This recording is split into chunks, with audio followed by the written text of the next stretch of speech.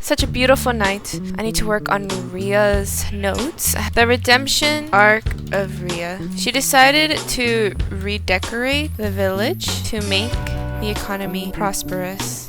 It's gorgeous, really, all that she has already done. I mean, the farm is heavily protected now with leaves and wood. There's pumpkins, cacti, everything. It's amazing. And then she has built a whole pumpkin patch, a little camping area and a gazebo area with tents, and even fake clouds. It's adorable. I really love that. I'm gonna also write that she is very creative with the way she decides to build the village. I already wrote this down, and I will give her this. She's also very creative when it comes to the sewers. Everything about her is great. I love Ria so much. I'm hard on her because she's come to life, and she can really help me out here. The fact that she's gonna die in 3 days is something that I don't want. I don't want her to die. I wanted her to fight for what she really wanted, which was to survive and thrive. Just like she has always. She is a fighter. She was literally in the military, and she fought her way and survived through the cats. And she fought her way through the whole country while she was escaping while pregnant. She's a real disappointment now, in some ways. I can't say in everything. What else? She hasn't built new houses. She's only decorated. Maybe it's because she doesn't want to fill the place with homes when there isn't enough people to fill them. Not thinking about the future. I mean, what if the villagers have more children? What is she gonna do when they have children and fill up the town? She's only redecorated, built new things, but no new homes, no new structures, no new stores. That's also something. So she still has a lot of work to do, but so far, everything is beautiful and coming along well. Ria has not even tried to save herself. She has fully just accepted the fact that she's gonna die. Even after Rocha has begged her many times to just fight back and do something about it, she hasn't chosen to. I really want to know why. I mean, why is it that she has given up so easily? I can't ask her yet, however, because she is still sleeping. I'm sure she'll wake up soon enough and I can ask her. It is very interesting though. Why not fight and just accept that she's gonna die? Is it because she's scared of purple?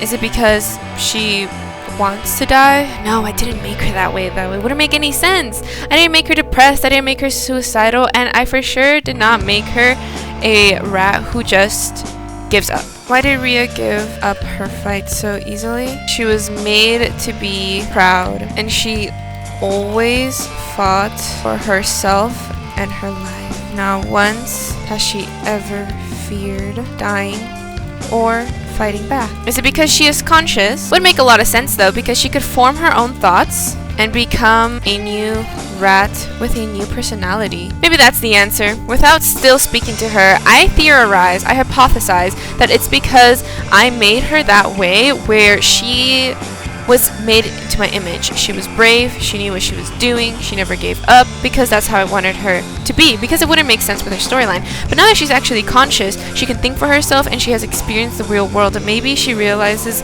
that though she was strong at one point, because she was written in a book that doesn't exist, so it was created in my own image, that she is actually fragile, that she's actually mortal. Oh, it's raining. Oh my goodness. Okay, let's go under the gazebo. I don't want to get wet.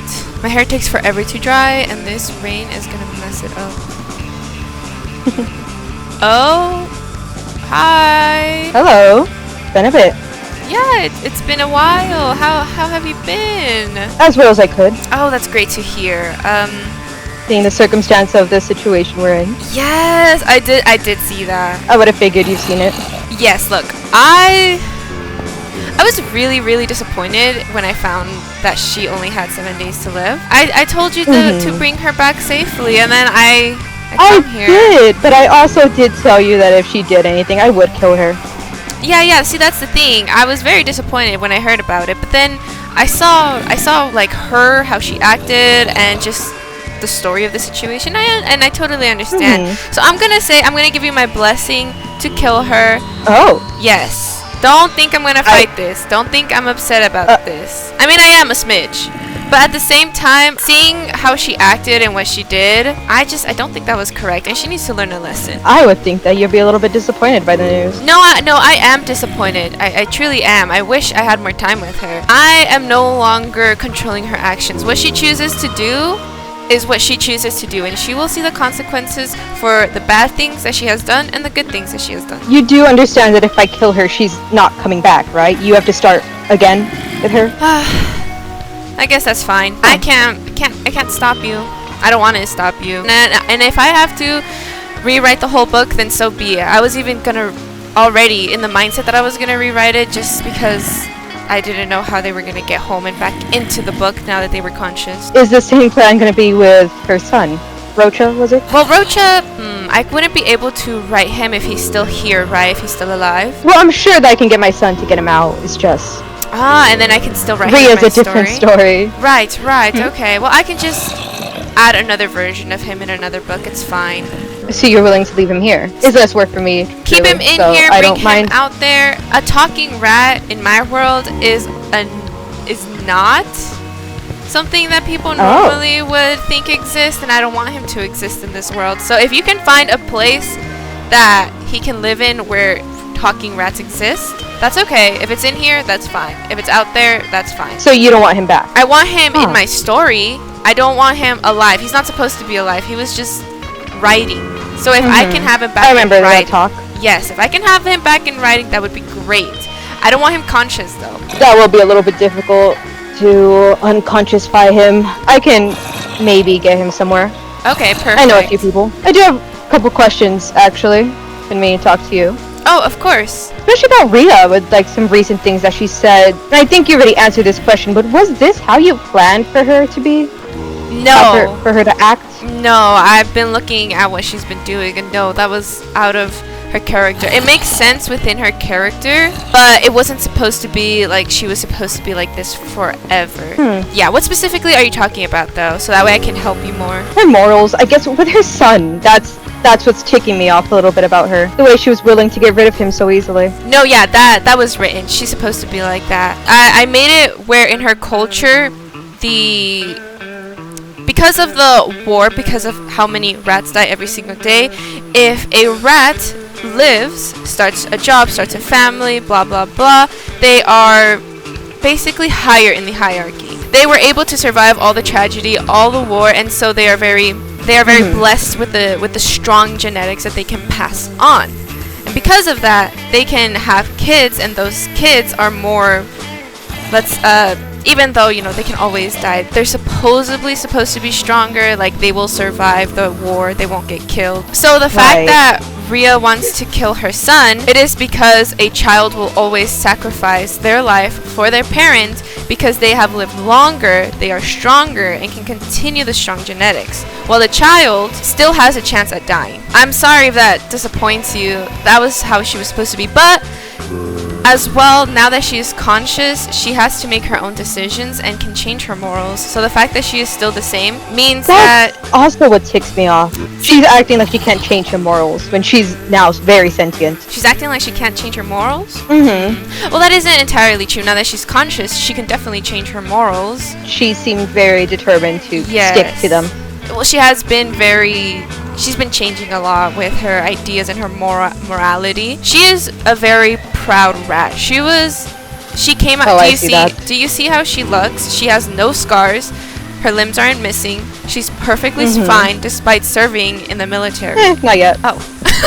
Okay. Well, despite being in the military, she came out unharmed. That's because she's very strong and she knows how to fight very well. Because of that, she has a lot of power, a lot of honor, and she's very proud of that. So I think she maybe now that she is learning how the world works, that sacrificing your child instead of putting yourself first is a no-no. It's very disgusting behavior. I believe that she could definitely change. I'll give you that. She can definitely change her morals. The fact that she's proud, maybe she was talking to you and saw that what she was doing was incorrect, but she didn't want to prove herself wrong. She kept saying that, oh no, it's perfectly fine.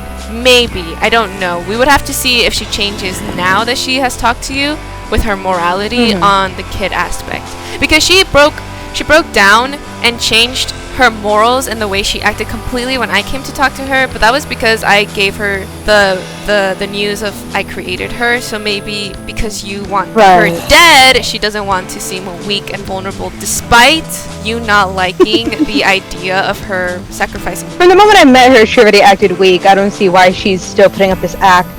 She didn't even try to fight me. She just accepted her death. Yeah, that's very strange. I was actually thinking about that, and I was writing it down in my notes here. She was made to be proud, right? And she always fought for herself and her life. She even ran away from the country through a dangerous excursion.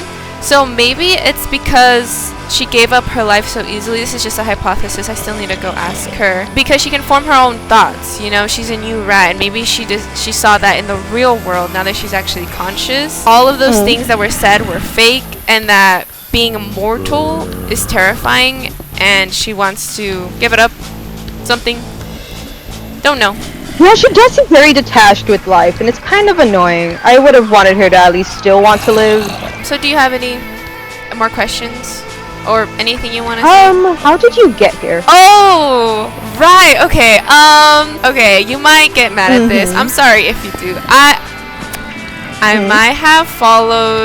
might have stayed at your house when you told me, you know, that you were going to help me. I kind of was looking at what you guys were doing. I saw you talking to this guy who now I know his name is Allure. He went through a portal, and I decided to follow when you weren't looking. I really wanted to talk to my creations who just came to life. I'm not upset with you. I'm more upset at the fact that he didn't notice someone following him. I would have done the same if my creations went missing. It's just, I trained him better than this. Right, you have higher expectations.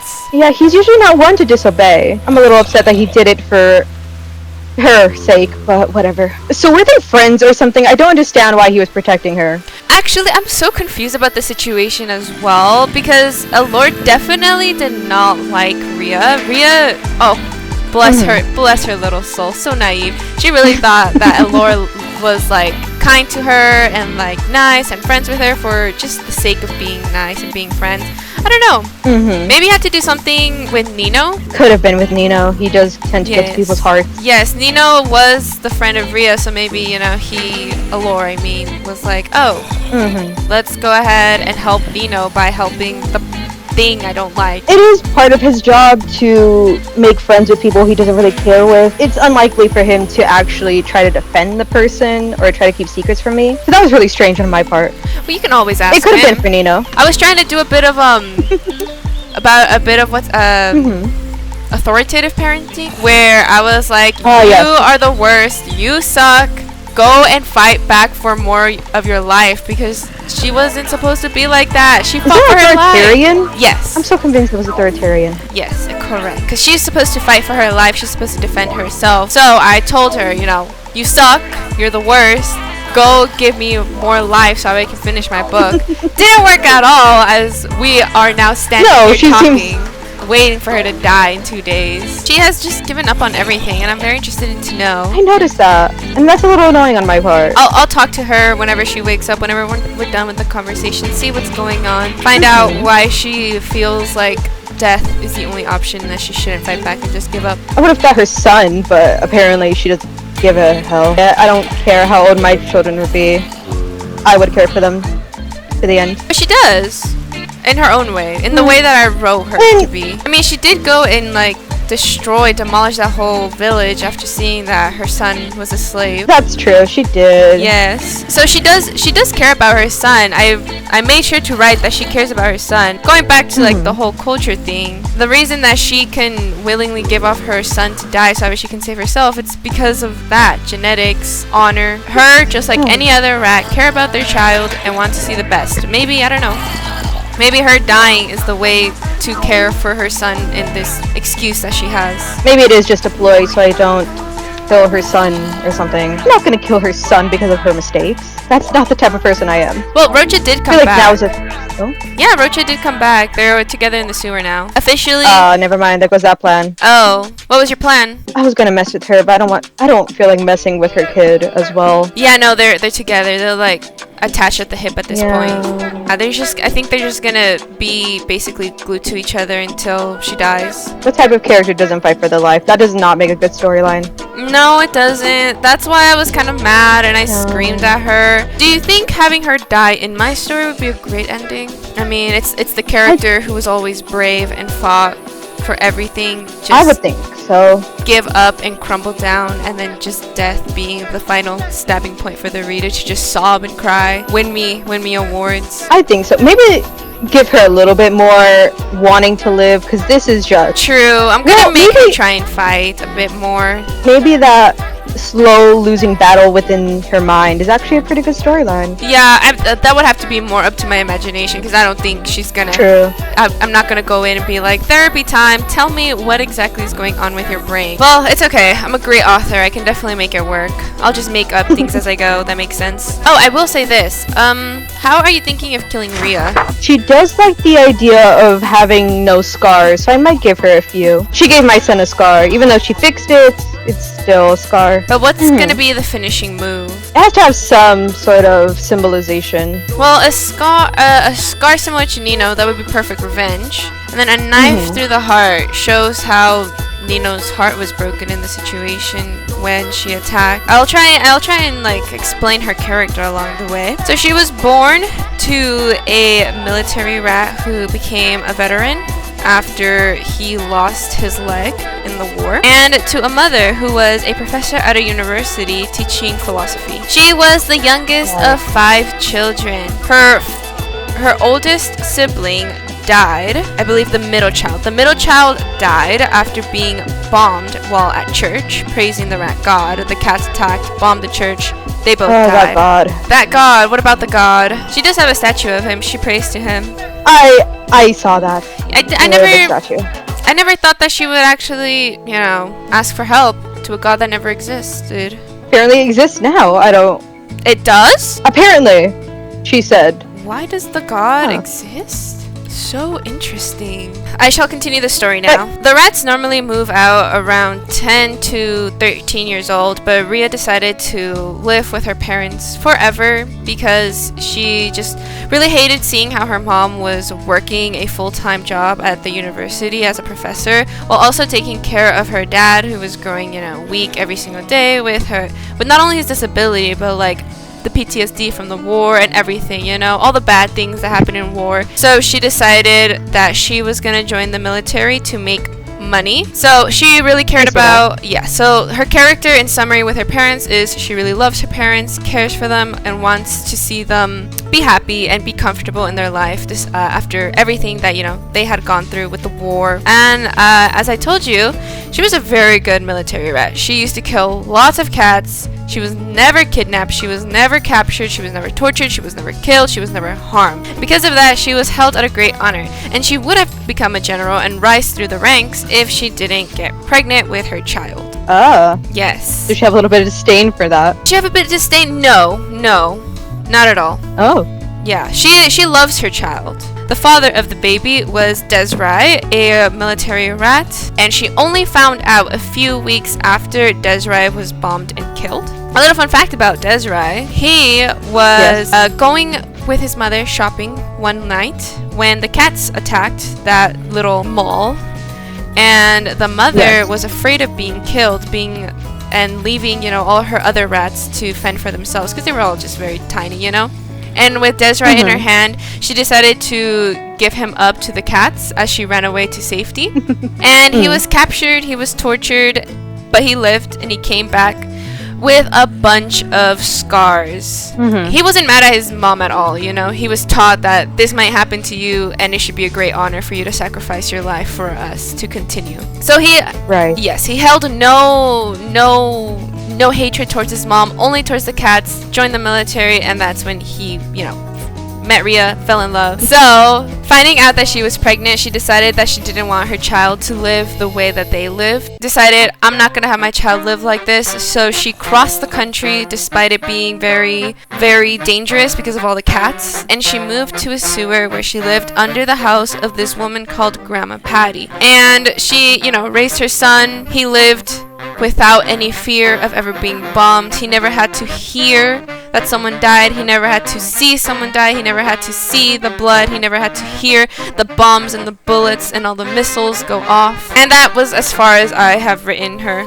She came here. Yeah. And everything that went on here, you possibly already know because of your son. You believe that's all? So then if you are done with this conversation, I suppose you should get back home to your kid. I should see what he's up to, if he's awake or not. Oh, there you are, Ria. I was wondering where you were. You were asleep, resting.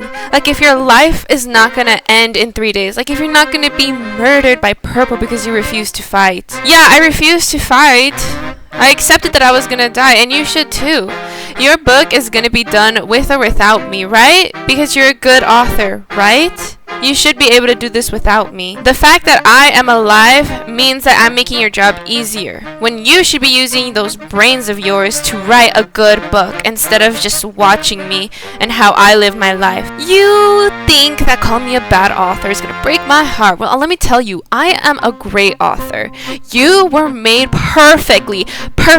You have all those memories that were fake because of me, and you were written like this because of me. If you want to insult me for being an author, then you have to live with the fact that you are also a bad character, that you are a horrible rat because you were written horribly. Now, before I get too angry and before you start screaming and crying and putting on a show, I need to know, okay, why isn't it that you aren't fighting back? Why is it that you're just letting Purple kill you? I didn't write you that way. You were a proud military rat who was the best of the best. You killed countless of cats and never got a scratch. You were honored. You were decorated as a hero, and here you are. Like, if your life is meaningless and you are worthless and you should just die instead of fighting for something that could potentially save your life. You don't get it. Nobody gets it. Even my son doesn't get it. He just begs me that I won't die. He just begs and tells me to fight Purple and to live. But I don't want to live anymore. I don't want to live. When I gained consciousness, I had no idea. I thought that my past memories were real memories, that they weren't just written to be written. And that made a lot of sense with everything that was going on with my head. Because that was the first time I ever was mortal. That was the first time I ever saw how it was to truly live. And God damn it, customary living is exhausting. I was attacked by monsters and I was hurt. I was bitten, I was shot at, I bled. It was horrible. It was horrible to experience such pain from such deadly monsters. It was awful to see the wounds that were inflicted upon me take forever to heal. Every single day it hurt until it no longer hurt because it finally healed. And then when I met Nino and we got into that stupid argument where I sliced his arm and I saw his blood for the first time, I saw how scared he was that I actually did this. I saw how painful it was to really have your skin cut open. When I saw that scar after it had healed, I couldn't deal with it. I had hurt someone. I had truly hurt someone for the first time ever, and it was gross. I hated it. I have so much guilt even to this day because I thought that it was going to be easy. I thought that it was going to be fine because you wrote me as someone who could do this and do it easily. But no, in real life, hurting people is awful. It hurts me to hurt people. It feels terrible. I'm so thankful that everything that happened to me in the past was fake, because I don't think I would be able to live with the fact that I killed and harmed so many cats in the process. When I decided that I was going to take my revenge and started killing the villagers and the cats, even though deep inside I knew that this wasn't the right thing to do because they weren't the people that hurt me, I still did it. I still killed them. I still took their lives. And pushing deep down the guilt and the knowing that it was wrong didn't help, because I saw how death was like. To see so much life from someone be completely drained the moment they die. It is a haunting picture. You really get to see how someone who used to live and all of a sudden they're just a shell of what they used to be. That's how it is to see no life. It's gruesome. It is scarring, and And I still have nightmares about it to this day. I have to live with the memories of what I did because you wrote me as a cold-blooded killer who thought I was doing all of this for justice, when really, in reality, when I came to life, I was just like any of you. I couldn't take a life. And when I did, oh my god, I realized that I wasn't the rat who I used to be. Because I was just a normal rat with a normal mental psyche that could not kill. So, this is all to say that when Purple finally met me and told me that she was gonna kill me, I was so scared. I was so scared of dying. I had seen so many people die because of my actions, and I knew how terrifying it was. I knew how disgusting it could feel to actually be the one to rip a life away from someone, and I knew how painful it was for someone to die, and because of that I know how it's gonna feel to die. However, when I saw Purple fly, I saw her call themselves a god, I knew it was over. I knew that I could not fight someone who was a literal god, because I was a mortal being who could get hurt, who can hurt and kill and feel bad and have regrets. Purple is a powerful god who doesn't have remorse, doesn't have guilt for killing people and rats and animals, because to them we're just insects. We are lesser than. Becoming conscious made me realize that life, it was depressing, it was disturbing, it was gruesome. I don't want to live like this. I thought I was a strong rat who could kill and not be killed, but that was all fake. Real life, real me, conscious me, I am a 3-inch rat who doesn't even know how to hold a sword, doesn't even know how to fight. I learned while being alive here, but it's not enough. I realized that I was weak and I was mortal. And for that, I will always be weak and I will always be inferior. And I want to stop living. I want to go back to the book. I want to go back to being words. Because there, life was easy. I was the main character. I was the star who could never ever die. If you want me to fight back, Kostumary, just bring me back to my book. Write me back into my book. Don't kill me off. Don't let Purple kill me. Just write me back into the book so I can finally be happy. I'll be dead, but I won't have to experience death.